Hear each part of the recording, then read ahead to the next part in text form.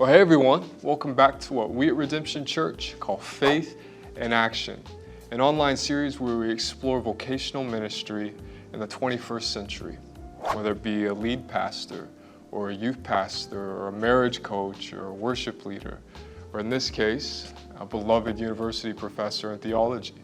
We just want to explore the challenges that ministers face in modernity. And I am so excited today to introduce my former professor, brother in the faith, mentor, friend, etc., Dr. Michael Tkacik here at St. Leo University. Thank you, Isaac. Thanks for having me. Thanks for letting me be here.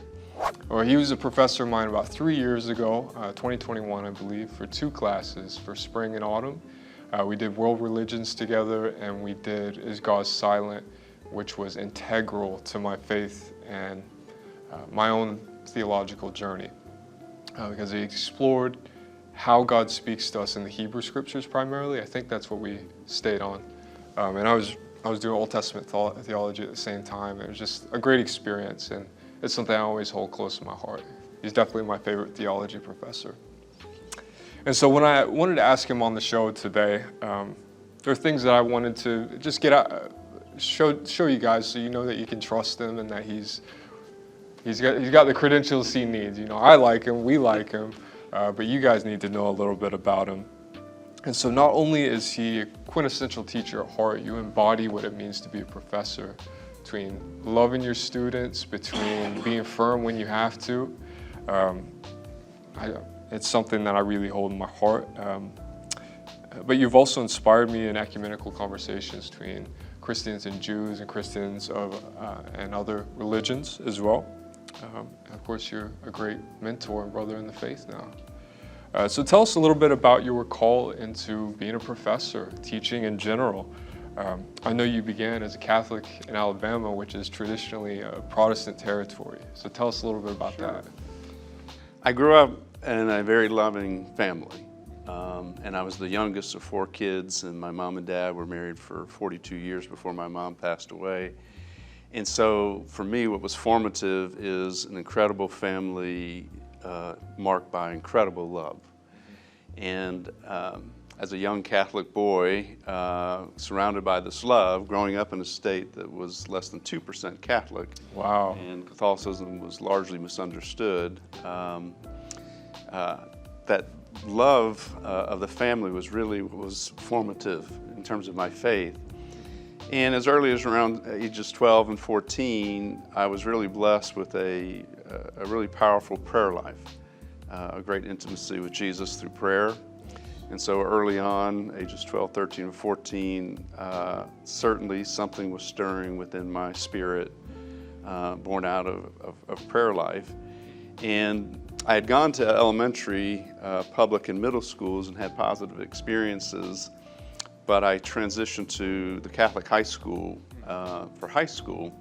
In high school, in the Catholic school system, theology is one of your required classes that you take every day, just like all your other classes. And so this foundation in love and this fervent prayer life now got another feeder with the formal study of theology, an introduction to Scripture in a new way, and falling in love with Scripture and the discipline of theology. I had some of my teachers that were lay people, others were religious sisters, nuns, and even a couple priests from the diocese. So different witnesses about different possible vocations as a lay person or as a potential religious.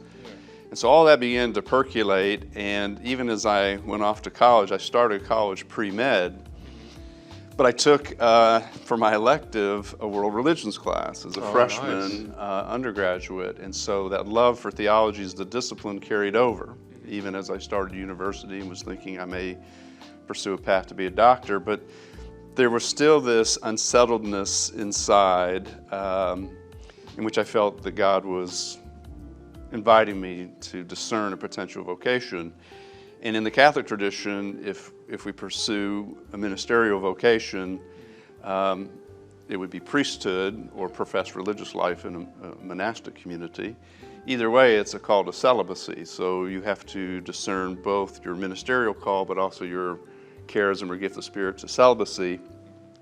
And so I began to pray about that and think about that, and the call just persisted. And so After a year of undergraduate studies at a state university, I went into seminary for a year because I thought God might be calling me to the priesthood. Yeah. And so I went into seminary for a year to continue that discernment. The particular place that I went to, the academics were really good, but the wider environment wasn't the right fit for me. And so after a year I left, but I left largely because of the place and not because I had resolved whether God was calling me to a priesthood or not. But I was unsettled, and so my parents gave me great advice. Go back to Auburn where I'd started, be around my friends and support group. And I figured, okay, at some point I'll do that, but at some point I'll probably have to go to another seminary. But when I went back to Auburn, I continued studies, including the study of theology, religion, because I still felt that call. And I would meet who is now my wife about 3 or 4 months after I returned to Auburn. So she was not the reason I would leave seminary. She'll prove to be the reason I don't return. And so that led me to have to discern, okay, if I'm not going to pursue an ordained ministry within my Catholic faith as a priest, what would I do? And so that then opened up the vocation that ultimately became my life, and that is to pursue studies so that I could serve Jesus in the church as a teacher and a scholar. Great. And as you're developing that as a young adult, you've been to a few institutions, as you had stated. What are your alumni? Where did you go to get, say, your bachelor and then your master and then eventually your PhD? Well, I did my undergraduate studies at Auburn University in Alabama, and even though I started off pre-med, I would end up with a dual degree in philosophy and religion. Oh, nice. And in the middle of that, I had a year studying honors philosophy. The seminary I went to was in Washington, D.C., and I was one of the few undergraduates in that seminary. Most of the men that were thinking about priesthood in that seminary were graduate, really second career persons, much older than I.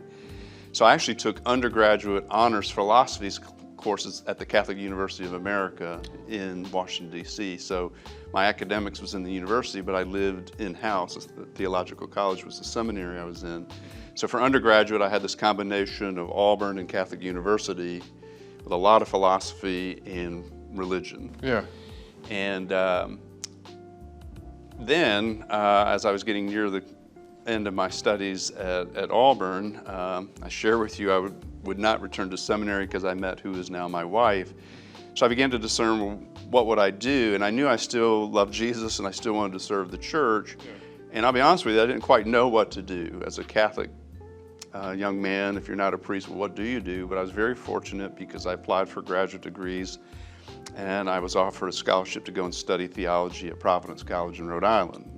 So I went from Auburn to Providence College in Rhode Island where I got my master's degree. And as I got my master's degree, my wife finished her undergraduate degree at Auburn, and then we got married. And so as we were about to embark on our married life, as I was finishing at Providence College, I was very blessed because I had made applications for doctoral programs and received an opportunity to go and study at Duquesne University in Pittsburgh, Pennsylvania. So after Providence, I would go to Duquesne in Pittsburgh, where I got my doctorate, my PhD. Great. And then preceding that, you've taught quite a few places as well. I have. This year will mark my 33rd year teaching at the college and university level. Nice. I would say that it started as a graduate assistant at Providence College when I was getting my master's in the year 91 and 92. So part of the assistantship they awarded me was a full scholarship, so they paid my tuition and then a modest stipend to live. Yeah. And part of that was my first teaching opportunity. And then when I left Providence and went into doctoral studies, when I applied to different programs, I was accepted at numerous programs, but I chose Duquesne because I wanted to study systematic theology. So it had the type of theology I want to study, but also because its assistantship included a teaching assignment. So every semester that I'm studying for my own doctoral studies, I'm teaching an undergraduate course. Nice. So even as I was pursuing the terminal degrees, my teaching career had started. And so I taught at where I got my master's, I taught where I got my doctorate, and It was really sweet because as I finished my doctoral studies, you get to a position where you're called ABD, all but dissertation. So you finished all your academic studies, but you have to write your major thesis and defend your dissertation. And when I was in that phase, my mentor and friend back at Auburn, Dr. Peniskovic, who I'm still friends with and close with, it was the summer, and he says, why don't you come down and teach 2 courses at Auburn during the summer so you can have teaching experience on your resume, on your vita. And so I went down and taught scripture courses at Auburn. While I'm at Auburn teaching, Providence is going to start Labor Day weekend in September. It's around this time, end of July, early August, one of the Dominican sisters, the Dominicans are the religious order that oversee Providence College, one of the sisters who actually taught me was unable to return the upcoming fall. So I'm still ABD working on my dissertation while I'm down there teaching at Auburn. I get a call from Providence where I got my master's. Would I fill in for Sister Stanley for a year? Nice. So I got to teach at Providence. And during that year, I taught full-time and completed my dissertation and defended my dissertation. That's a whole lot. And I applied for a position there at Providence. I would end up getting that position, but 2 weeks after I signed a contract to teach at Flagler College here in Florida, in St. Augustine. So I left Providence, came to Flagler College in Florida to teach, where I taught for 2 years. But in many ways, it was a timing issue when I left Providence the first time. And my colleagues kept reaching out saying, we really would like for you to come back. And so back I went. And I would teach at Providence then for 10 years. Wow. And that's where I would be tenured for the first time and promoted for this first time at Providence College. And after teaching there for 10 years, my wife and I began to start having our family, and we were very happy in Providence. Providence College was very good to me. I had the security of a tenured position there, but she and I felt if we could raise our sons, we have 3 sons, in proximity either to her family or mine, we'd entertain moving if it was a lateral move. And it just so happened she grew up here in Tampa, Florida, and St. Leo, where we're at now, wanted to start a graduate program in theology. And so I applied, and I was fortunate enough to get the job. And so 19 years ago, we moved here to St. Leo, and I've been teaching here ever since. That's wild. Yeah. So, and you just recently got tenured here, correct? Well, I got tenured here when I came. I got promoted to full professor recently, which is, since I was usually in the university level, when you first get hired, you're put on what's called a tenure track position. And that tenure track position is usually a 6 to 7 year period. And what you're trying to do is demonstrate you're the right person for the place, and the place thinks you're the right person for them. And you're showing progress in really 3 primary areas: teaching, scholarship, and service. And at the end of that 6 to 7 year period, if you have shown success in 2 of those 3 and promise in all 3, an institution will grant you tenure. And tenure is more or less the institution saying, we're making a commitment to you, and in return they're asking for a commitment from you to contribute to the scholarly and academic success of the institution. So it serves both parties mutually. A lot of places will link a promotion in rank to the tenure process. So when you go in, you're usually hired as an instructor or a lecturer. Then you'll become an assistant professor. Then you'll become an associate professor, and then eventually a full professor. And all these are increments of time as you demonstrate increasing success in teaching, scholarship, and service.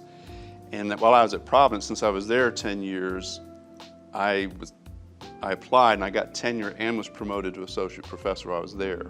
So when I came to St. Leo, I was really fortunate because I'm not going to give up a tenure position with no security at all. Yeah. And what St. Leo did was really wonderful. They honored my rank. They hired me as an associate professor. And what they did is they guaranteed me a minimum of 5 years employment. But after 1 year, they reviewed and gave me tenure. So they wanted to make sure I was the right person for them, and the place was right for me. They understood I wasn't going to give up long-term security of tenure, And so we worked out in the negotiations, I would come, and if they didn't want to tenure me, they would at least give me several years of employment so I could find something else. That all worked out wonderfully, because after 1 year, they granted me tenure here at St. Leo. Well, thank God. That's Yeah. That's an incredible journey. So. It has been. Yeah. And then last question for this episode. Sure. It seems like every professor in theology has a specialization, whether it be catechetical work, maybe it's systematics. Tell me a little bit about what you specialize in. What makes your heart beat for the church? Sure. For me, first and foremost, it's church and sacraments, ecclesiology, the theology of the church, and then the sacramental economy of the church. And it's always been for me, because for most of us, right, our point of contact with the faith is our church community. And of course, in the Christian tradition, we believe the sacraments are mediums of grace, right? Christ communicates His grace to us in the sacraments. And I've always felt that and experienced that. And so in my graduate studies, I did a lot of research in ecclesiology, theology of the church, and sacramental theology, and particularly through the lens of the Second Vatican Council. The Second Vatican Council was held in 1962 to 1965. It's a universal gathering of the bishops of the Catholic Church in union with the Pope at the time. And it's one of the most authoritative ways in my tradition that my church can teach. And so I looked at visions of church and sacraments through the lens of the Second Vatican Council. That's really been my primary focus throughout my career from early on, and remains so. But what happens is, too, over time, both your own interests, your life experiences also invite you to look at other things more deeply. So I've been blessed in the sense that Providence, Flagler, and St. Leo, my three primary places where I've taught, are really teaching institutions. The focus is on undergraduates and forming relationships like you and I share. Yeah. And so you have to learn to teach a lot of different things. And so over the years, in addition to church and sacraments, I've come to appreciate other areas, including like world religions, which you and I had together. Mm-hmm. And then my wife and I were both Christian, but she comes from a Lutheran tradition, Protestant tradition. I come from the Catholic tradition. Mm-hmm. And so always, even though church and sacraments has been a focus, so has ecumenical theology, and theology that's trying to bridge dialogue between different traditions, both different Christian denominations as well as different world religions. And this is something, and by the way, the Second Vatican Council gave a lot of attention to that too. It marked a new day for my Catholic church in terms of being open and in dialogue with other people. So not only my commitment to the council, but even more importantly, the commitment to my wife and her faith. This has been another primary focus of mine. So I would say church, sacraments, and ecumenical theology have been my focus. And I've also been fortunate in the sense that not only have I been blessed with undergraduates like you, at every institution I've worked at, I've been able to teach future deacons for the church. And so this spawned another interest. So over the years, the diaconate, or the role of the deacon throughout the history of the church, has become another sort of expertise or focus, which I have engaged scholarship and written books about. So it begins with church and sacraments, and that grows to include the church in conversation with other religions, and then specific ministry of deacons within the church. And that's one of the main reasons why I chose you to be on our show, is you and I worked on a lot of things that we could agree upon and that we can communicate about and have discussion and maybe disagree, but still respect each other, fellow believers in Christ. Yeah. And that is through the Holy Spirit that we profess Christ, not through human action or whatever. And so thank you so much for that. You bet. And so now we know a little bit about Dr. Tkacik's background, both academically and familially. I want to know a little bit more about the rigors of academics, how you go from being a student who is in love with theology, living campus life, your best life as a young adult, to applying that to a profession where you go from, I'm very affluent in this discipline, but now I have to attain a whole new skill set and teaching, which is completely different. Not everyone has that skill set of communicating, or something that's big on your teaching front is your love for your students, you're engaging, you're tending to their needs. And so how do you apply that? And also, how were you called into that? You're talking about divine providence. Go a little bit into that. Yeah, I've been very blessed. I can honestly say there was never a day where I woke up and said, hey, I'm going to be a theologian or theology professor. I always loved Jesus. I always loved the church. I always attributed the incredible love that I mentioned earlier that came from my family as a gift from God. And I always felt the call to want to give that back to God in some way. And for me, that was through serving others and serving the church and serving His Son. And so that led me to pursue the studies, and I really loved the study of theology and philosophy. And I was a dedicated and committed student. And so pursuing graduate studies, it takes discipline and it takes focus. I was really lucky because right when one opportunity finished, a new opportunity was put before me. And so it was never like I had to intentionally make a decision to say, this is what's going to be next, or I'm pursuing to be a theologian, or I'm pursuing to be a professor. And I do attribute this to divine providence, that once one of my degrees was done, so for example, I started Auburn, I go into seminary, I have not the best experience in seminary, I return to Auburn, God brings my wife into my life. I finished my undergraduate degree at Auburn, I have a full scholarship and teaching opportunity to go get a master's in Providence, Rhode Island at Providence College. I get married to my wife. At the end of that, when I was done with my master's, a full scholarship and teaching opportunity to go and get my doctorate at Duquesne. And so God just put the stepping stones in place. My passion for theology and philosophy, my love to study it, kept me committed, but the Lord, I really see it as God's providence putting each stepping stone in place. And I will say this, not only my passion and interest in the discipline, I was really lucky that each one of these came when I was as young as I was. Yeah. Because in some ways, Susie and I, when we got married, we were so young, we really didn't know better, right? So one opportunity is finished, hey, here's an opportunity to go and do this. And, and through good fortune and scholarships and the generosity of the institutions that I had my degrees from, we were able to go and do this. And so I had my PhD when I was 25 years old. Wow. And because I just kept going. And so it does take discipline, it takes a passion and interest, but at the same time, I was lucky because in some ways I didn't know better, and this is the important piece too, I was able to do it as a full-time student. So after 30-something years of teaching, most of the graduate students I have, they're doing their graduate studies in addition to having full-time jobs. I was fortunate that I was able to be a full-time master's student, a full-time doctoral student. So even though I was young in my married life, in my PhD studies, and I had to balance my commitment to my wife, for the master's and the doctorate, I was a student full-time, just teaching one course for the institutions. And so that really helps too, right? Because that frees you up to have the type of time to commit to your academics. In terms of translating that type of discipline into teaching, I would say for me, it's that passion and interest in my subject wedded to a love for my students. For me, my teaching, my scholarship is my vocation. This isn't just my job, this is what God has called me to do.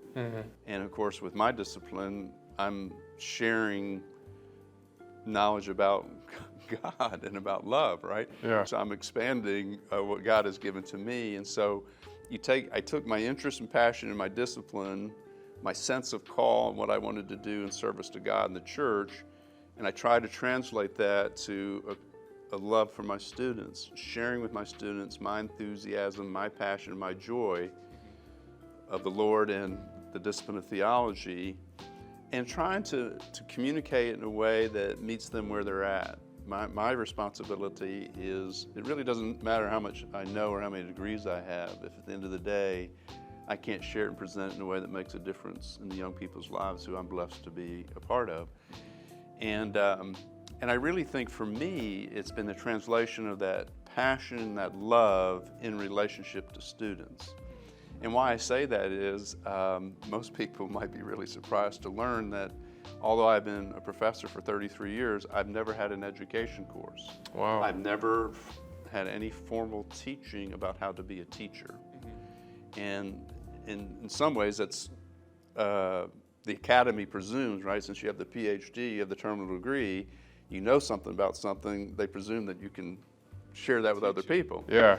And that's not always the case. And so for me, even though I never woke up and said, hey, I'm going to be a teacher, I arrived there through God's providence, I believe. I've never had formal training to be a teacher. I believe that my passion and my love for my discipline, for God, and for my students enables me to be a teacher that connects to my students. And then, as you teach, if you care about it, you're going to self-learn about how to be a teacher. So I've read a lot about pedagogy and teaching. The various institutions I've been at have workshops to help us learn about teaching strategies. You had me as a student. You know that in recent years, the explosion of technology as a vehicle in teaching, and during the COVID pandemic, these were ways of teaching that I was never taught and never experienced as a student. Mm-hmm. I need to learn how to use those resources and tools to be an effective teacher. And so I think for me, in addition just to taking my passion and my love, I've also tried to challenge myself to study ways and learn from effective teachers, and to adapt and to pivot and include changing technologies in teaching. And then I was really, really lucky because my first full-time teaching position was back at Providence. I'd already got my master's there. My first full-time teaching position was back there when I was ABD, all but dissertation. I'm 25 years old, and I walk into an auditorium of 120 students to teach with 3 other colleagues every day, 5 days a week. Wow. And it's truly an interdisciplinary team taught. So you have a theologian like myself, you have a colleague from history, a colleague from philosophy, and a colleague from English or literature. And then throughout the semester, a colleague from art and music will come. So students are seeing 4 of you teach together all the time a survey of Western thought in an interdisciplinary way. And 4 days out of the week, we're in an auditorium of 120, and then 1 day a week, we take a quarter of the kids, we go one-on-one with them. Yeah. So I'm stepping out of my discipline oftentimes in those breakout seminars. But why that was so important for me as a teacher, I walk into this room, and here I am, 25 years old, I'm teaching in front of 3 colleagues every single day. Wow. And these were seasoned professors at Providence. And I was so lucky because they wanted me to be successful. And so they cared for me, they mentored me, they helped me to become a teacher. And of course, every single day in my career at Providence, who do I get to see every single day is 3 of my colleagues teaching.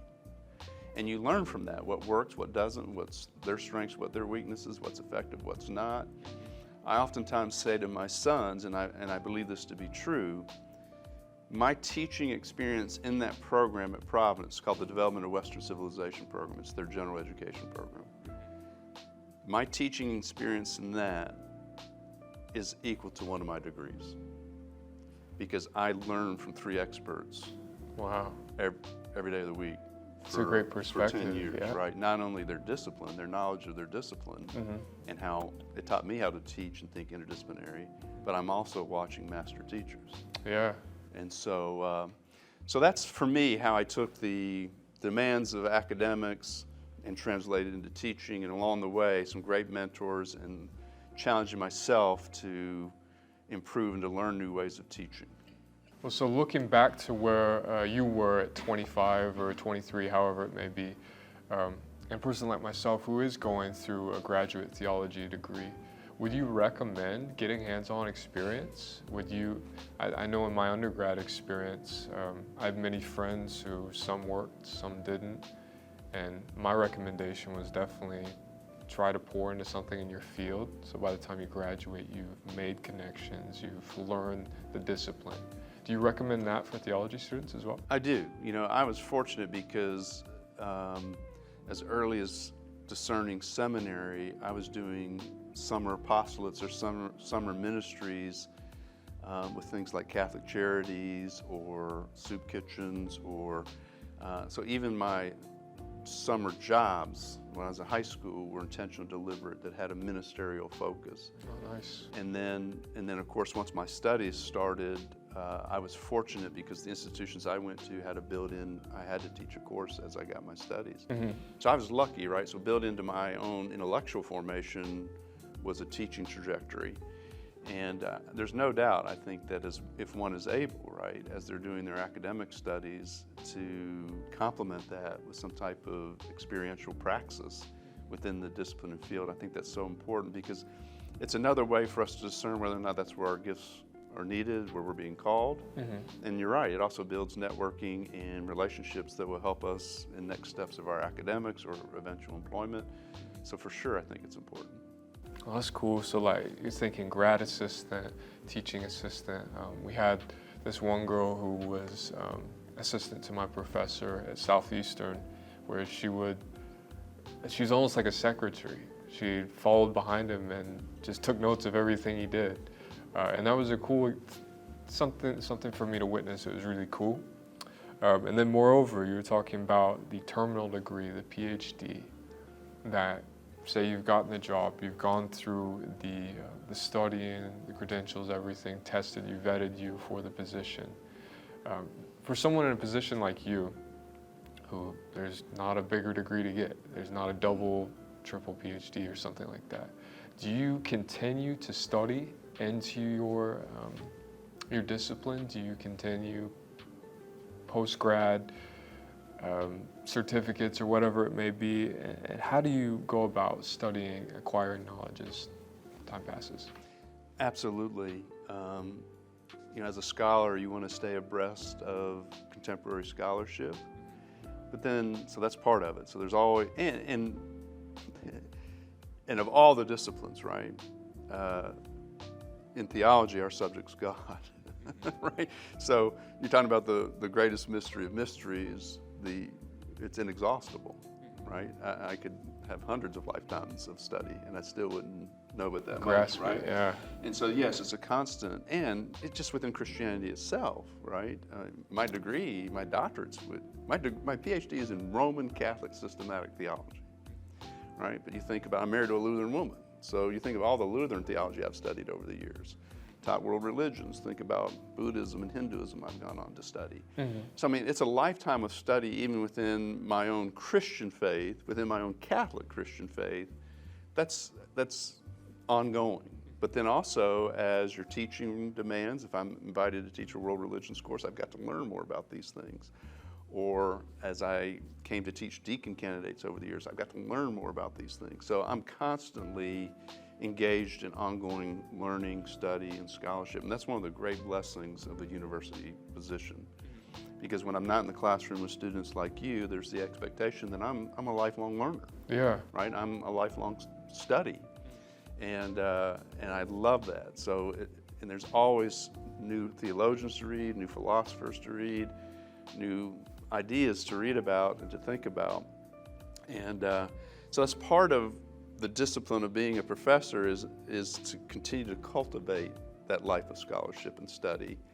Most of your institutions, like St. Leo and Providence, are also going to provide professional development workshops and opportunities and afford you opportunities to go. So for example, in preparing to teach a course like in World Religions, Spring Hill College in Mobile, Alabama has a summer institute. I went there one summer and I spent a few weeks learning about Buddhism, for example. So we do have opportunities for ongoing professional development and learning. We're members of professional societies. So for example, one of the ones I've been involved in is called the College Theology Society. And so every year there'd be an annual conference and you would engage in research and scholarship during the year and present a paper at this conference, as well as go and learn from other colleagues. So you're researching, you're presenting, you're writing articles, you're seeking out professional development opportunities like the Spring Hill opportunity. And then there are more formal certifications if you wanted to continue post-PhD. The institution values the terminal degree first and foremost. But for example, right now I'm in the process of discerning perhaps getting a certification in spiritual direction, because one of the things that's life-giving to me is the relationship piece. And so is there a way in which, beyond the classroom, if a young person is discerning vocation or additional studies or going through different challenges or periods in their spiritual life, could I improve my gifts and skills perhaps in a more formal way to be a mentor in terms of a spiritual director? There would be a different type of certification for that. So it's a combination of all those. And once you're afforded a full-time position, there is the expectation, and particularly once you receive tenure, the institution is making a lifelong commitment to you, and you in return are saying, I'm committing my life to continuing to learn, to continue to study, to continue to improve as a teacher and as a scholar, so I can give that back to the wider community. And so that's certainly an expectation of the job. So Michael, now that you've described the process of getting into the professor position, now that you've been there a while, what are your expectations? Now that you're established, are you doing further research consistently? Are you teaching Monday, Wednesday, Friday, and doing personal study all day, Tuesday, Thursday? Tell us a little bit about that dynamic. Sure. As a professor, the institution has three primary expectations for me, and that you're evaluated on throughout your career, and it's going to be on teaching, scholarship, and service. And the teaching obviously is directly in the classroom, and I'm blessed to teach both undergraduate students and graduate students at every institution I've been at. The scholarship is that ongoing study, ongoing articles, publications, professional memberships, professional conferences, workshops, potential certifications. That would be your scholarly development. And then service can be both to the institution itself through a myriad of committee work. So for example, I serve on a mission and identity committee. I serve on a undergraduate curriculum committee, the library committee, the wellness center committee. There's different type of committees to serve on in-house, but then also as a liaison to the external community, to be an ambassador on behalf of the university to community partners. So I would see that one of my primary contributions to that is between the university and the Catholic diocese, because I teach the deacon candidates, and in the past I've had an opportunity to teach on our bishop's staff, and so I have connections at the diocese that help bridge the relationship between the university and the diocese. And so it's those three areas, and you're always being evaluated and assessed on those three areas: teaching, scholarship, and service. And the expectation is you're always growing and evolving in each of those areas. I am fortunate because typically they'll divide the teaching schedule. In recent years, I've been very blessed in the sense that I've either been given a Monday, Wednesday, Friday teaching schedule or Tuesday, Thursdays teaching schedule. And largely, since we have graduate teaching responsibilities as well, and here at St. Leo, our graduate teaching responsibilities oftentimes involve once a month traveling to a remote or distant location to teach deacons, for example, in the Diocese of Richmond, Virginia, Columbia, South Carolina, Orlando, Florida. Since we have that travel commitment built in of our graduate, the university typically gives my colleagues or I a little more flexibility to accommodate for that travel and weekend, which means I typically have a 2 or 3 day teaching undergraduate schedule on campus. And why that's so wonderful is not only does it make the travel possible to support the graduate program, but it also gives you those days for intentional scholarship and reading and study, as well as the grading of papers and whatnot. And it's true, in a given, every semester I typically teach 4 courses, and at St. Leo that's a little heavy. At most institutions like at Providence and whatnot, it'd be 3. And so when you think about that, right, I'm in the classroom, I'm studying and researching much more than I am teaching, even 30-something years into it. My time outside the classroom is much greater than the time in the classroom. And I'm always constantly challenging myself to continue to read and study new things and to keep up on the scholarship. So that expectation continues. You're assessed on all three, and if you want to progress in rank, you have to continue to show development in each of those, and then the institution itself provides you a schedule, right, that makes that possible and facilitates that.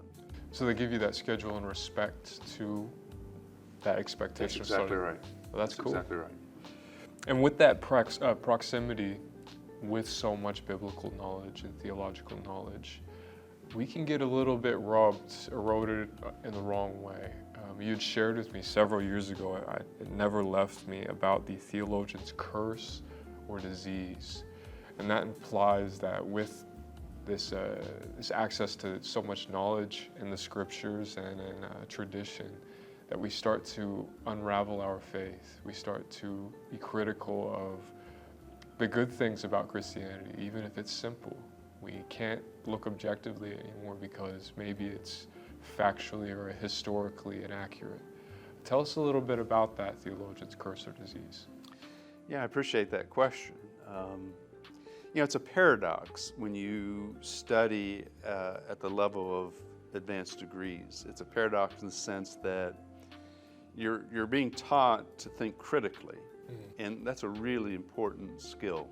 And it's critical not in the sense of to disparage or to debase or to tear down something, but critical in the sense of being able to evaluate and assess and to reconstruct historically, philosophically, and theologically the various aspects of whatever it is you're looking at, whether that's you're looking at some theological claim, but we need to know what the historical and cultural milieu of the time that was written is in, and then we have to think about, well, if it meant that then, what does it mean now? And so that's what I mean by critical, right? It's not critical in the terms of criticizing or disparaging, but in having the most holistic and sound understanding of the topic that we're looking at, both in its historical articulation and also in its contemporary application. And there's a danger, I think, right, when you're constantly in critical mode, right, and you're looking at it scholarly, and you're looking at all these different competing scholarly voices, and that you can confuse scholarship with prayer. I spend a lot of time thinking and reading about God. That's not the same thing as praying, right? Yeah. So scholarly reading and thinking about God, philosophical thinking about God, it's important, and it's the heartbeat of my vocation. It's not the same as cultivating my own piety, my own spiritual needs. And I think that it's really important that if one is going to pursue a vocation in theology, that one develops those critical thinking skills so that we can present the faith in a true and compelling way. But we also afford ourselves times to tend to our own spirit. And sometimes this takes a really a great act of intentionality. That, hey, I'm engaging in scholarly reading and critical thinking as a theologian, but I also have to make sure I take time for contemplative prayer and reflection and meditation and reading the Bible, not as a scholar, but allow the Spirit to illuminate and to speak to me as a person of faith. I think it's important that one differentiates those two things and tends to both. Because if all they do is engage in the critical aspect and neglects the tending to one's own spirit, there's a risk that one will lose their faith. Yeah. And I've been at that crossroad at times because you get so deep into study, or you feel like I literally spent 10 hours yesterday reading and writing essays. I do not want to read my Bible the next day because I've already, and so thank you for distinguishing between those two. And then when we get into this professional field of study, theology, is it competitive? You had mentioned that it's competitive getting in. But once you're in a room of colleagues, a board, so to speak, is there this unspoken tension between one another that, I'm secretly, I think I'm better than you, and stuff like that? Tell us a little bit about that dynamic. I've been very fortunate on both the front end and and once in the community. On the front end, I shared earlier, right, in my journey, in God's providence, opportunities, when one was completed, new opportunities presented themselves, I was very, very blessed. So for example, if I were to go to look to apply for a job right now, I would go to probably the Chronicle of Higher Education, which is the leading journal for university professors. During the course of this upcoming year, there'd probably be 2 positions that a guy my age with my skill set and my specialization could compete for. And that's so 2 positions across the United States that is specifically in my niche of studies. There would probably be 350 people applying for it. Wow. So to get in, it's highly competitive. Once I've been in, though, I've been very fortunate. I've never found petty competition. I shared my experience in the Team Top program at Providence when I was a young professor. The senior professors took me under their wings, wanted me to be successful, helped me. I've enjoyed collegiality at each of the institutions I've worked at. Sometimes if one might have administrative aspirations, right? So if your aspirations are primarily focused on teaching and interrelationship with the students, I really haven't experienced any type of competition or personality conflicts. Oftentimes, though, within any community organization, if one has administrative or political aspirations, at times there can be a type of competitiveness. But for the most part, in terms of the collegiality among the family of scholars and teachers, I find it more one of solidarity than competition. Where one's going to see the competition is if you're a young person, you're pursuing it, and you do secure the terminal degree, that's challenging and difficult enough, and it requires incredible discipline to attain the degree. In the current climate, depending upon what one's expertise is, there's going to be a limited number of positions, and that could vary from year to year. So for example, after 9/11, for example, if you had some type of competency with Islam and could speak Arabic, your employment chances would have been much greater for a couple of years after that, right? So sometimes even the market is in response to sort of the demands of our lived experience. And so I think there's always going to be a need for Christian scholars who focus on church, sacraments, scripture, Hebrew, Bible. It's just going to vary from year to year how many opportunities there are, and they're going to be fairly competitive. Well, that's really insightful, thank you. And then this is another thing as a theologian, that you encounter a whole lot of being in the workplace, thinking about God, reading about God, teaching God, and you encounter a whole lot of information. You encounter, like you're saying, critical thinking. You're around colleagues who also think critically. How do you pour, or at least make yourself available to a faith community to where you're not constantly critical of the leadership? Or maybe they haven't had the same amount of training or type of training that you have. How do you not just tear people down on the inside and maybe sometime outwardly? I appreciate that question, and you know, it's a difficult thing to do, because when you do this for a living, your brain is always, the default setting is this critical philosophical theologian, right? And it's always on full speed. And but it's really important, and for me, I have to be radically intentional and deliberate, that depending on which context I'm in, I have to adjust my attitude and my disposition. So for example, if I were to come to church with you, right, I would have to go and be disposed with an intentionality to allow your pastor to be a voice that's edifying me, that in that context, that's the person whose knowledge, that's the instrument that the Spirit is using to speak to me, to my faith, to my soul, right, to feed me. It's not the place for me to be processing his sermon and making critical observations. And this is not easy. I mean, it's a discipline and a habit one has to cultivate within oneself to adjust your attitude and disposition, to be open and receptive, and to acknowledge that in the university, the roles would be reversed, right? If you and your pastor came to the classroom, it would be your position, perhaps in that context, right, to dispose yourself to be open to what the Spirit may have to say through me because my charism may be teaching, right? The gift that I've been given is teaching, whereas pastors is preaching. It's a matter of humility, right? And to respect the different charisms, gifts that the Spirit has given to the body. And to realize that, yes, your gift builds up the body and it's an important part, but the body needs each of the gifts. And if you're a part of the body, you need what the other gift is giving you. And you have to be intentional and deliberate to dispose yourself towards that.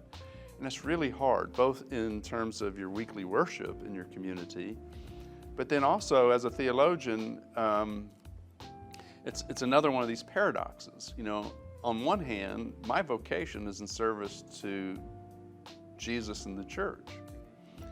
Part of that service to the church, of course, is to uphold her, to defend her, to promote her, to share the love of Jesus that she's been entrusted to share with others, right? But part of that responsibility is also to challenge her to be the best that she ought to be and can be in light of the gospel, as I understand it and pray about it and think about it. So sometimes, right, all the time, my job is to be an advocate and champion of the church, the body of Christ, the community of believers. But when that community is falling short or is espousing or teaching things or behaving or conducting itself in ways that I think are inconsistent with the example of Jesus, the gospel, there's also part of the theologians whose role is to be a prophetic voice, to say, hey, wait a minute, we really need to look in the mirror and think about that.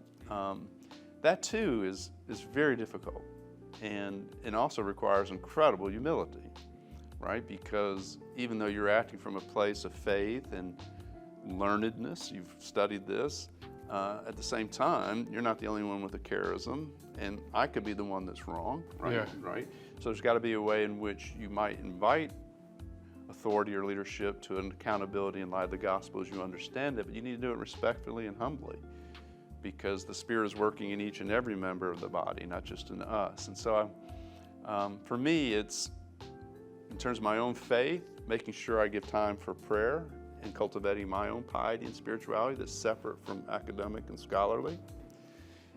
It's to assume a disposition, attitude that when I'm in worship, I'm there so the shepherd can feed me. And then in terms of the leadership, do my best to advocate and support, defend, but when necessary, if convicted in conscience and led by the Spirit in a way that's marked by respect and humility, invite it to think about its behavior, its actions in light of the gospel if I've come to understand it. And so, with how deep we've been going in the past few minutes, I really want to take a step back and enjoy our conversation, just relax a little bit. So I want to have a lightning round of Dr. Tkacik's top 3 Hebrew scripture books and his top 3 New Testament scripture books, just based off of how it applies to you personally or maybe even academically, what tickles your interest. All right. I'm going to take liberty and do 4 Hebrew. Genesis, Exodus. Genesis for the anthropology, the vision of the human person that we're created in the image and likeness of God. Along with the book of Exodus, in which God reveals to us that God is a God who acts in history to liberate those who are experiencing oppression. So Genesis, Exodus, and then Amos. To me, Amos is the quintessential prophet of social justice. And for me, the correlate, right, is you cannot separate love of God from love of neighbor. In a passionate and convicted way, Amos makes that very clear. The love of neighbor piece is inseparable from the love of God. And then the last from the Hebrew scripture, Proverbs. I like the wisdom tradition of the Hebrew Bible. It was composed during a time in which our Hebrew brothers and sisters were being influenced by Hellenism, Greek philosophy. And I like sort of the philosophical nature of Proverbs, as well as this mysterious personification of the divine in feminine terms, and Lady Sophia, Lady Wisdom. So those would be my Hebrew scripture. And then in terms of the New Testament, Luke is by far my favorite text. It's my favorite gospel as well as my favorite text. It has the beautiful infancy account. In the Catholic tradition, we revere and honor Mary as the mother of Jesus in a profound way. Her role in the incarnation of Jesus is established there at the beginning in the infancy narrative of Luke's gospel. Of course, it has the unique parables that are unique only to Luke, the prodigal son, the Good Samaritan, these quintessential, masterful teachings of Jesus. It's also the gospel that most accentuates love, mercy, compassion, inclusion, the poor, women. There's so many reasons why I really love Luke. And then for me, the gospel concludes with what I think is a paradigm for my journey, which is the Emmaus journey, where we walk on a road in dialogue and brotherhood and supporting one another. Mm-hmm. We open ourselves to receive the stranger, never knowing who it might be, right? We break bread together and allow the word to set our heart aflame. So Luke's gospel. And then I would say the book of Acts, because Acts has my favorite verse in Scripture. Indeed, God has shown me that in every nation he shows no partiality, rather than every nation one who fears him is acceptable to his sight. So this radical statement of inclusion in Acts and the Peter and Cornelius episode, where the radical inclusion that God shows no partiality, rather in every nation whoever fears him is acceptable in his sight. It's very powerful to me. And then the third would be the letter of Hebrews. This letter fascinates me for a lot of reasons. On one hand, it focuses on Jesus' humanity by saying to us what makes him the effective Savior for us is his discipline, his obedience, and his suffering. For a very human Jesus. But it also gives us a very rare high Jesus. Jesus ascended, the eternal high priest, now doing his priestly activity for us for all eternity in the presence of God. So it's an incredible combination of a low Christology, a focus on Jesus' humanity, with a high Christology, focusing on his divinity. And it's also a letter that is addressing a very Jewish concern. What do we do without priest and Yom Kippur? How do we have atonement? But then it uses Plato's worldview. The world of the metaphysical, where God is the most real. This is a shadow or copy. We don't need something down here because we got Jesus up there taking care. So it's also, from a philosophical standpoint, not only his humanity and divinity of Jesus, but also a very pastoral concern for us here, but an appeal to a very metaphysical response. It brings the Hebrew and Hellenistic worldview together in a really neat way. I love that. Well, thank you for your inclusions. Those are great, and they seem like they largely predicate upon justice for those who are often overlooked. The Absolutely. least of these, as Jesus says. That's right. That's right. So, Michael, we have looked at the university as a whole. We have looked at theology as a whole, where you fit in the universe of all these interchangeable parts. But we're in your old classroom today, where we took Is God Silent? Let's go down to a micro level. Let's imagine just for a second we are in Dr. Tkacik's class. We know that you're married to a Lutheran as a Catholic, so there is this cross-denominational dialogue or interchange, however you want to say it, occurring in your own personal life. But you also teach world religions and encounter students from a variety of faiths, whether they're, I think we've had some Hindu members of our classroom, or maybe we did have a former Muslim student as well from Morocco. And so with all that said, how do you defend your classroom? Are these students just names on a roll call that pay your bills, or are they someone that you look at and say, this is my student, this is a part of my flock as the shepherd of the classroom? How does that dynamic work for you? I try really hard to create an environment which is a safe space for us to share the critical aspect of scholarship, a safe space to share our faith if we're so inclined, also a safe space to share our struggles and our criticisms if we're struggling, and to create an atmosphere where every person feels welcome and safe to do that, and to create an environment in which, with respect and humility, we'll be open to others, even if we have to agree to disagree. We will do so with respect and humility. So for me, the classroom is very much a relational dynamic. I come in wanting to create a safe space, and one informed by a type of reciprocated humility and respect for one another, in which we can safely talk about things, question things, struggle with things, disagree about things, but animated by a spirit that we want to learn, we want to grow about one another, about religion, or about our misgivings and struggles. So for me, it's very much a relational dynamic. When you come into the classroom, one of the things that stood out to me was he always prayed, unless something happened, slipped his mind. But we'd always remind him in that case, hey, we need to pray, set the classroom standard, that we're learning about the Lord, and we need to be reverent of that. Not all professors do that. I would say the vast majority of theology professors do, but it makes all the difference. Is that something you still do, and what other things do you do preparing to come into the class? Yeah. Well, I always think ahead in terms of making sure I'm prepared in terms of the content and the reading and instruction in advance of class. But yes, I try to pray before class, and I choose to be at a faith-based institution intentionally and deliberately. My degree is in theology, it's not in religious studies. And theology, the classic definition of theology is faith-seeking understanding. So the starting point is faith, right? And all the critical scholarship and study is in service to support the faith piece.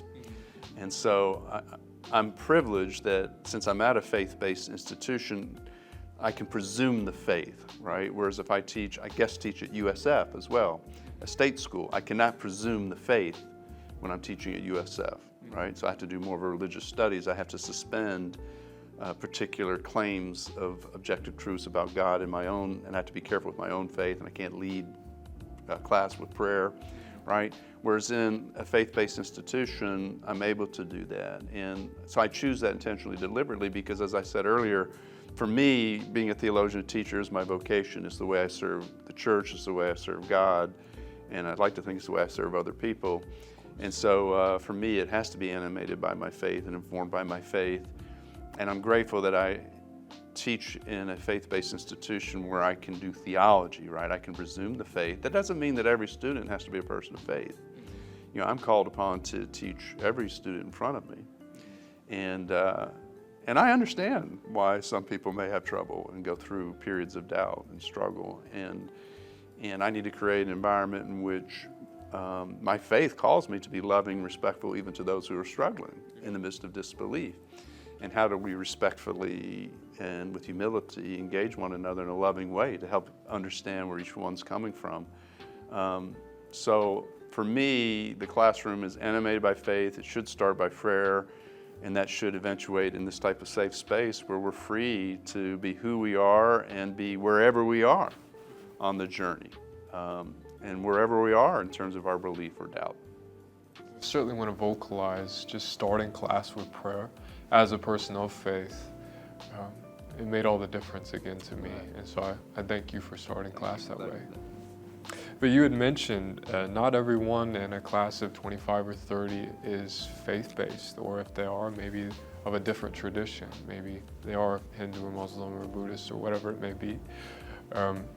How do you deal with people who are critical of Christianity in the classroom? Certainly there is a level of addressing it. It's, if I stood up and say, I disagree, we're not just gonna make eye contact and then go right back into right. it, like it didn't happen. Right. Because that can be hurtful to someone. Right. But how do you, not entertain, but how do you address critical questions that maybe aren't critically thinking but are being critical? Right. At what level do you say, hey, maybe we should go office hours and have a one-on-one discussion because it's disruptive? Right. I think if you create that safe space, in some ways it's a testimony that you have done that if a student feels comfortable voicing a type of criticism that is critical, right? Hopefully it's done in a way that's respectful, right, and not mean-spirited. And I think at that point, if it's respectful, I think as a teacher, I try to figure out and have them elaborate, what is it that's informing that? So I think part of it is to take it and can you construct it as a teaching and learning moment for the student who's voicing this criticism, as well as a teaching and learning moment for the other students in the classroom. And I think if it's born out of a sincere struggle, and if it's voiced respectfully, there's a way in which that can be done. If it becomes clear that this is something mean-spirited, if there's something deeper rooted in the student's perhaps personal experience, or it's coming across in a way that's a type of hostility that's inappropriate for a classroom that should be a respectful learning environment, then at that point I would never dismiss a student in the class. I would turn the conversation into an invitation to see me during office hours and to try to deal with it more on an individual basis, both through ongoing teaching, but also perhaps more in terms of a more general conversation as a mentor, friend, someone who might be able to help them understand where this is coming from. The vast majority of my experiences is those criticisms, even if they're critical, can be turned into learning experiences. I've been blessed. There's only been a few times in my career where I think there was just genuine mean-spiritedness or conversations that transition from scholarly disagreement to personal attacks. I've been fortunate in that regard. And part of it is you have to witness and exemplify. I can't personally attack other people, right, and especially my students. I have to referee to make sure that one student's not doing that to another student. And for the most part, that has not been my experience with students. They typically are respectful to one another. And then I think also, I think it helps too, right, that yes, I'm a person of faith, and the faith is really important to me, but I'm not without my criticisms. Yeah. Right? Of course. And so I think students appreciate authenticity and honesty. So I think if they're seeing 9 times out of 10, right, they're seeing your love, your passion, your enthusiasm, and you're open and you're honest about all that, then you can also be open and honest about, hey, I'm struggling with this too, and here's a part that I'm critical with, and you can witness for them an honesty and an integrity about that, but also witness for our students what's an appropriate way to give voice to that it's being true to yourself, but also being respectful, not being mean-spirited. And so I think that's important too, to witness for the students the appropriate way to give voice to criticism. That's a great answer. And still being in this classroom setting, you teach a variety of students in terms of their progression in their academic career, so to speak. And so you can have a freshman that is fresh out of high school in their parents' house, no idea maybe about faith. Maybe they've just gone to church their entire life and that's all it's been. And so you have that very moldable mind of a freshman versus maybe a seasoned veteran who's been, something you mentioned, you had some of the older classmates who later in life had gone back into a graduate program. And so how do you switch gears? What does that look like teaching an impressionable freshman versus maybe a jaded graduate student? And you also had asked earlier too about if there's different denominations, in particular like a world religions class. And I think, 2 things. I always try to share lovingly and with joy and passion my faith. And I try to receive the faith of the other in the same spirit. And even though I believe that I have much to offer in light of my faith in Christ, I also believe that others have something to offer me. I've come to believe that God is able to make God's self known to me through each and every one of my students in their various religious traditions. So again, exemplifying, witnessing this type of openness to diversity, I think is really important. And that's a sensitivity to the students in front of you. That sensitivity also speaks to this question. A freshman is not the same as a graduate student because there's different life experiences and there's different scholarly prerequisites that have already been satisfied. I'm very mindful with my general ed introductory courses for freshmen. This is their first course. Some students are just apathetic and indifferent. Some will come and give it all their best, and some don't want to be there. That's just sort of the nature teaching, right, and different people's disposition towards different disciplines. You got to be in tune with each one of them. I will say this, though, to the extent that they're attentive and they care, I'm very mindful that they're going to, particularly the freshmen, they're going to see you as the de facto authority. Mm-hmm. And so when I'm introducing different ideas, I need to be mindful that they don't have points of comparison that a graduate student would. They're not as immersed in the discipline field of theology. So when they're hearing something, and this is a challenge to me because when you do it for so long, I use words and vocabulary and I'm thinking thoughts that I'm presuming everybody else knows and they don't. So this is a constant challenge to me. But I need to do that. I need to be mindful that for that particular group, I'm an authority. And I need to lead them into the critical study of religion carefully. Mm-hmm. And because we do need to critically engage things, but I need to honor whatever faith they're bringing to it. I'm not there to destroy their faith. Sometimes our faith needs to be challenged. We need to think about it in new ways. And sometimes we've been taught things that are incorrect and we may need to learn and to pivot and adjust. So part of it is challenging. It can be painful, it can be scary, it can be threatening, and that's part of an academic study of religion. But at the end of the day, my job as a teacher is to guide them through that, preserving their faith and getting them to a point where it's even stronger and they're edified. So I'm very mindful of that. Whereas with the graduate students, I think you can presume a greater degree of life experience, and you can presume a greater storehouse of previous study of theology, so that they know that what they're hearing from you is not the sole voice in the world of religion or theology. There's other voices that look at it differently, and they're able to engage in that type of critical assessment different. And given their life experiences, they're not going to presume you're the de facto authority in all things religious and theological. And so I think you can take greater liberties and license in terms of invoking and provoking, right? Critical thought and efforts to expand religious and theological inquiry with a graduate student that wouldn't be appropriate with an undergraduate student. I concur. There are times, we'll use your class for example, there are times there's things that you've said that have gone above my head. I really have no idea what Vatican II is, and of course I do now. And then I had many subsequent classes preceding yours that informed me of those things.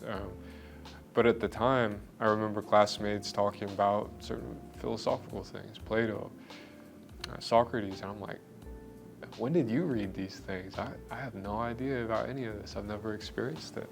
But as a graduate student, now you look at the professor that he's earned or she has earned their place. But ultimately, they have their own spin on things. They have their own life experience, backgrounds, and so great wisdom. So finally, landing this plane on this episode of Faith in Action, I really want to know about university life as a theology student. There's a lot of criticism toward university in general in the 21st century because of the availability of jobs that don't require and that they pay well, and maybe it's hard to get into university. You spend the early years of your life dedicated to a study that you may not even use on a professional level. Why is theological education in the 21st century still pertinent for the vocational minister, whether they're a professor or a priest or a pastor or Bible teacher? I think we live in a time where oftentimes we can't even agree on what is true and not true. And here we have a discipline in theology that ultimately is committed to discerning and trying to understand the truth and what is the truth. And so I think that in itself substantiates and justifies the ongoing need for theology, a discipline that is committed to critically reflecting upon the nature of truth and one in service to the truth. So I think that's one aspect of why theological education remains important. And then for me, also, one of the things that Christianity teaches us in so many ways, right? Whether it's explicit commandments or teachings, one cannot separate love of God from love of neighbor, or in the incarnation of Jesus, right? Where do we find God? We find God in the one who suffers, right? And this is what the cross demonstrates to us. And so we live in a world in which human beings are suffering, and human beings could benefit from us loving them, being in relationship with them. And for us, it's a prerequisite. We cannot be in relationship with God without that. So theology and the study of theology also reminds us of our existential commitment, our commitment to our fellow human beings and to human beings who are suffering and through whom we can discover God, and to whom we can extend love and God too. And so I think for sure theology is necessary in terms of the critical thinking skills, its commitment to advocacy of truth, and its pastoral commitment to serving others, and particularly those who are suffering. Well, moreover, as a theology professor, and we have the benefit of being in a faith-based institution, but in the case of, let's say, being at a state school, and you're a theology professor or a philosophical professor, is that position still tenable amongst the ranks of engineers and mathematicians and linguists and things that may have more direct, observable pertinence to society now? We get some social and liberal arts type of degrees receive a lot of skepticism, and sometimes it feels like theology can be pigeonholed into that because of its low numbers or its presumably low impact on society, especially as it becomes more secularized. So is that position of a theology professor, especially in a faith-based institution, how is that still impactful to students? You know, it's paradoxical, studying theology in our contemporary times and our contemporary culture, because, whether one's an engineer, a doctor, or a theologian, one would hope one is committed to truth and discovering what the truth is, and that one ultimately wants to put their discipline and the skills and their competency and their expertise at the service of other human beings. And you would hope that would be across all disciplines. And so it should be relevant and germane to all human beings, no matter what their discipline may be. But paradoxically, we also live in a culture, right, that defines things in terms of utility and in terms of materialism. And in comparison to a lot of other jobs and careers, I have a very rewarding and edifying job and career, and I've been able to support my family financially, but I'm not going to make the same amount of money as an electrical engineer, for example. So there is something different. And so we're fighting, we have competing forces at play in our culture, right? Where I think we all can see the value of discerning what the truth is and to serving other people, but we also live in a culture that puts a lot of pressure on us to be successful, and that defines success in terms of material wealth and well-being. And so theology then becomes under assault in a certain degree, because even though it's incredibly edifying and rewarding, it contributes to the search for truth, pastoral commitments to other, and can provide a healthy life for the theologian, it's not going to be perceived in the terms of utility and in terms of financial compensation that a lot of other secular careers are. And in many ways, not only is this a cultural type of materialism and utilitarianism that's operative in our culture, but we also live in a milieu in which education has become, in some ways, education onto testing and education unto select silos, compartmentalized silos. And I don't have anything against the other disciplines. I've taught in interdisciplinary programs, but I think we run the risk of really pigeonholing not only theology, but each other disciplines.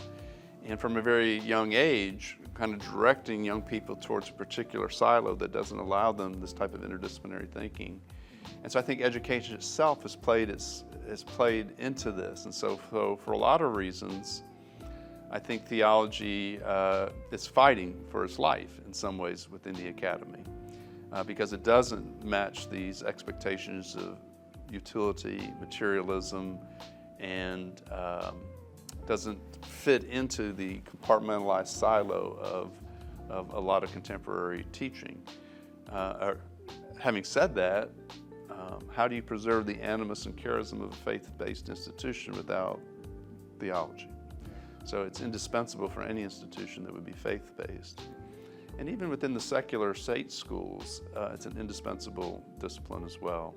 You think about the critical thinking skills that you develop, your ability to be an advocate for truth, the commitment to discern existential implications of whatever your discipline is, to put them in service of other human beings, whether that's motivated by faith, where in serving you, I'm serving God. Well, even if you don't have a faith perspective, you want to translate your competency, skill sets, and your gifts, right, to the person that you're trying to serve. I think that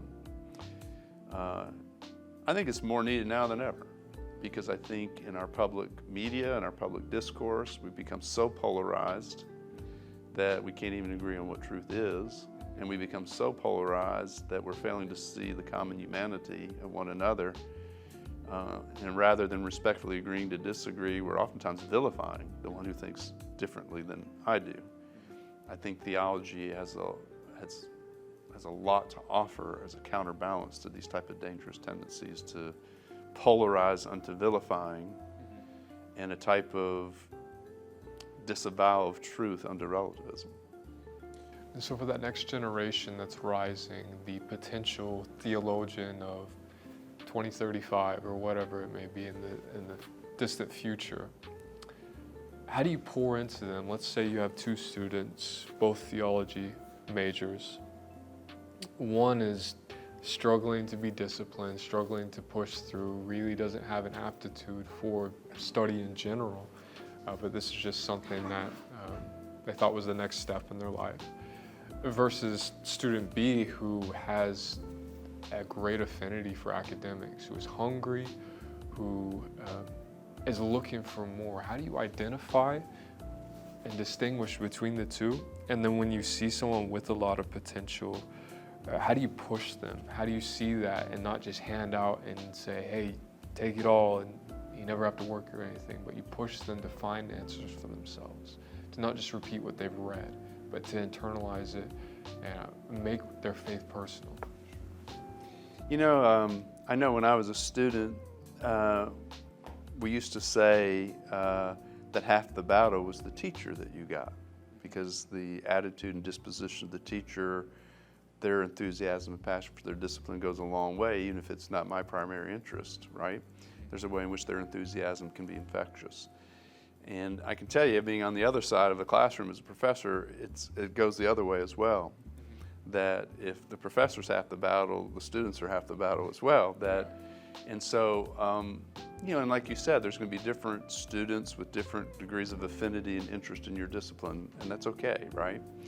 And when you find those that do have a particular passion, interest, and enthusiasm, I think it is important to affirm that, to acknowledge that, to honor that, and then to encourage it, and to continue to use your own enthusiasm and passion to fuel that enthusiasm and passion that you see in the student. And then I think for me, relationships and mentoring were such a big part in my formative experience. I want to avail that to students. I want to offer that to them. I offer that to all of them. And those who have an affinity and shared passion, usually something then begins to unfold, much like in my relationship with you, right? And so once that relationship's born, then there's a way in which you can, on a more personal way, encourage and support that energy and passion, enthusiasm within the student, offer to help, to assist, try to challenge them to grow, either by reading more than what they may have read, directing them in new directions, challenging them to continue the level of scholarship they're doing or to pick it up some, to continue to challenge themselves, to affirm their own faith, but also allow themselves to be in the agitator cycle of the wash machine and let other people who think differently unsettle them and challenge them. And whether that could be ongoing conversations with me, literature they're reading, or me recommending, hey, you've had me as your teacher, now it's time to take this other teacher who thinks differently than I do and thinks differently than you do, and go dance the dance with them for a while. Yeah.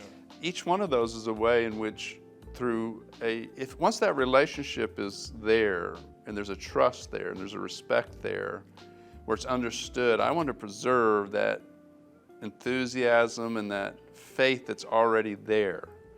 But I want it to grow and to expand both critically as a scholar, but then spiritually unto your edification. Once that's there and there's a trust, then I think the student enters into that process more willingly and will do additional research, read a different book, take a different professor. There's a type of trust. And then be a sounding board when I think about what studies to do next, right? So I think what you do is you try to bring that forth out of every student. Inevitably, there's going to be a few where this is their calling, right? This is their vocation. And to the extent that that's reciprocated, right, that half comes back to you, then I think you trust the Spirit and allow that relationship then to mature to a different level. And once that trust is there, I think the student then will allow you to challenge them to grow and trust your judgments in terms of things that they ought to read or do in order to progress in their understanding and their journey. Students who have taken that next step, who show that affinity for graduate studies and PhD program, maybe they have many affinities when it comes to theology, like Christology or ecclesiology or Hebrew scripture studies, church history, patristics, a variety.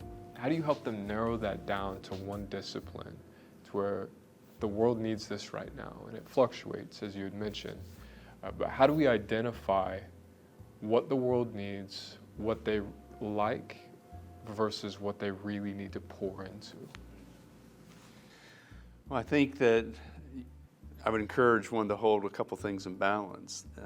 First of all, there's something, right, that's the animus, that's the foundation, that's the basis of one's enthusiasm, one's passion, one's drive and commitment to want to study it at this level.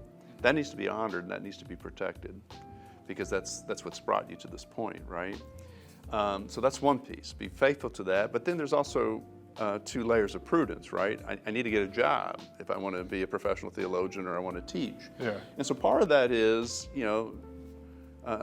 taking that core and being faithful to it, because first and foremost, you got to be faithful to yourself, but having some prudence to say, okay, what is the current landscape that may have provide greater opportunities in terms of employment in theology? So, for example, no matter how one may feel about issues of environmental, global warming and global change, environmental change, ecological and environmental theology, I think, is something that would be prudent to be aware of. In my own faith tradition, Pope Francis has written 2 major papers on the environment and our Christian understanding of stewardship and dominion over the created earth. I suspect as these issues continue to receive attention, both economically, socially, politically, the ability to be in conversation with such a pressing global issue of contemporary urgency and relevance, there'd be some prudence, right? And being aware and being able to put the discipline in conversation with environmental issues. Think of AI right now, this whole new realm of Christian morality, epistemology, the way we come to know things, human agency, human relationships in terms of contemporary social media and online connectivity. What does that mean for anthropology, how we understand the human person, relationships, human intimacy? So being able to take key theological principles and also have an eye towards some of these things that aren't going anywhere soon, like environmental issues, social media and communication technology issues, AI issues. And then even on a global stage, earlier I had mentioned, post 9/11, having a Christian foundation, but being able to be in type of interreligious dialogue with Islam would have made a lot of sense. I think on the global stage, right, wedding one's core belief, and for us it would be Christianity, with an ability to be in conversation with people of other religions, whether it be Judaism, given the United States relationship with Israel, whether it be Hinduism, given the increased economic ties between United States and India on an international level. So I think there's a way in which you need to balance what it is that brought you to the point that you're at, and you need to honor that, because that's ultimately what's put you on fire. And then there's a prudential wisdom in saying, hey, I need to keep an eye on some other things that are going on that I can put theology in conversation with. That's only going to help my chance of having employment opportunities. And then I think the third is another type of observation. You were saying that human beings have needs, right? Part of it's being flexible enough to pivot to what the needs are being presented to you. So for example, I share with you that it was God's providence, right, that kind of unfolded, that brought me to being a teacher. That's one thing. Once I got teaching, I had no idea that for 30 out of the 33 years I'd be teaching deacon candidates, right? But the Second Vatican Council, the Roman Catholic Church in the 1960s, restored the permanent diaconate in my faith community. This created a whole need for men who are pursuing this particular vocation to be deacons in the church, to have studies. And so it just so happened that this was an aspect that the needs of the people presented themselves to me. So I take my interest in church, ecclesiology, and sacraments, and I say, okay, well, here's church, and one of the sacraments in my tradition is holy orders, when one is made a priest, right? And diaconate's ordained, that's holy orders too. It's a sacrament, right? So I take that interest in church and sacrament, but here's a brand new interest that my church has a need of, a human need. I need to respond to that. So part of it is, I think, all of that, right? Owning your passion, because that's what brought you to the point that you want to continue. Being prudent enough to know that, hey, theology jobs aren't a million. You know, we got to be prudent about putting in conversation with other disciplines and other pressing contemporary issues.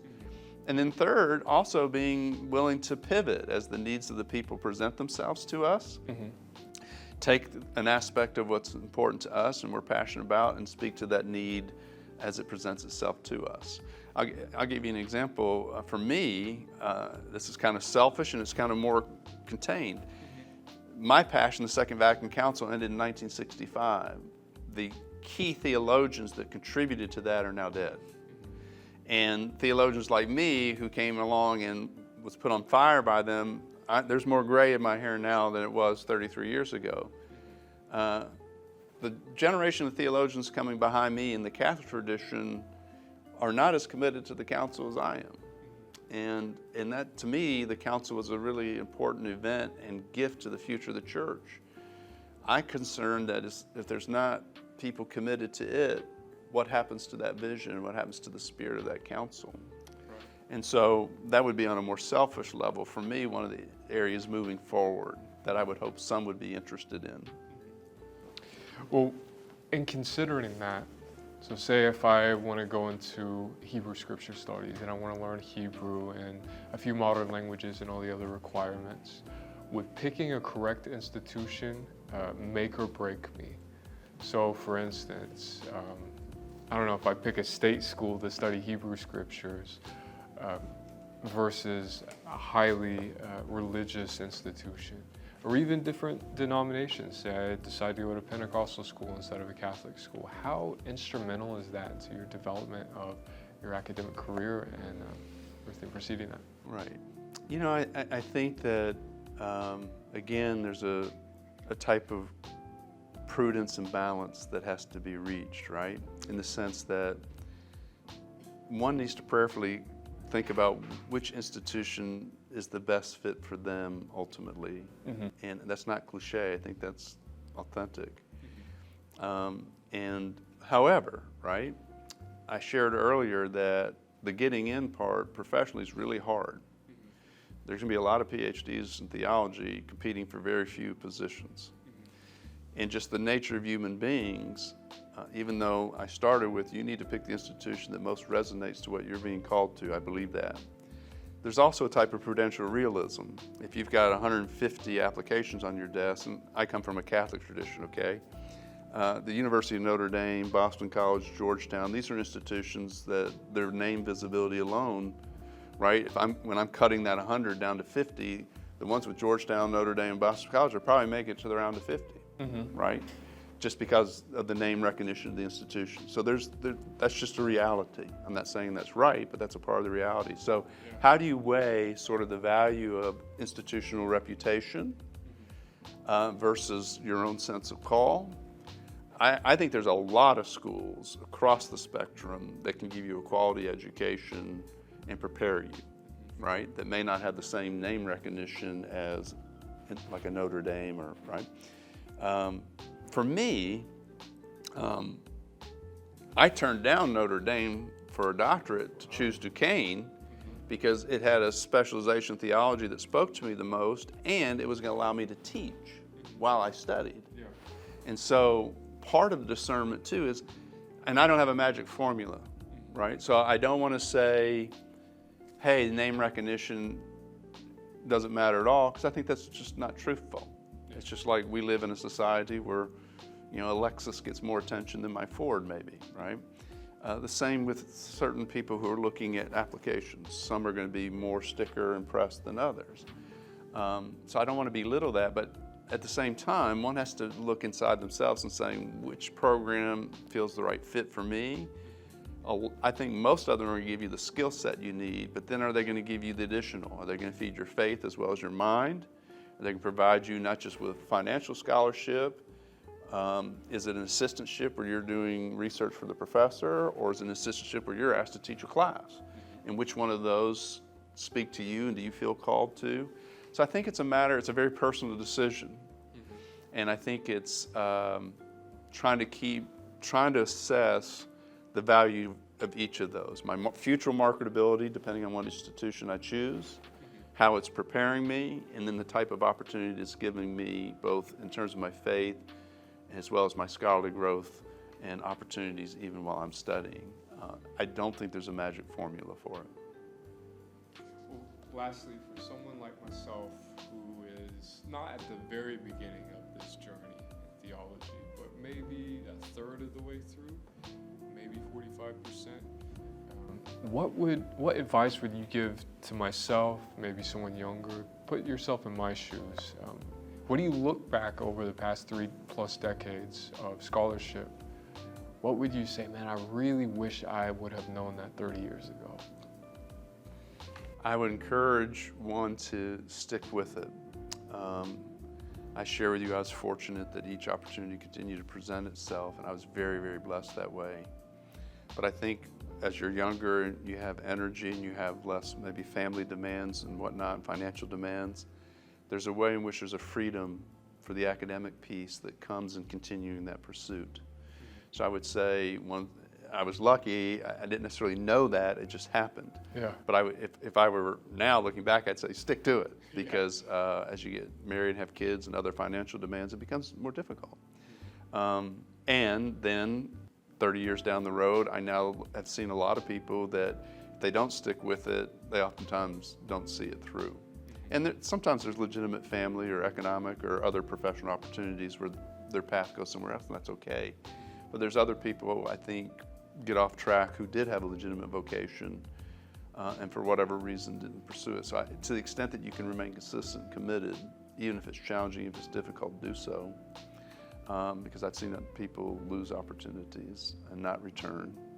And then I think one other thing is, just like any other relationship, you're going to go through periods of greater and less intensity and zeal.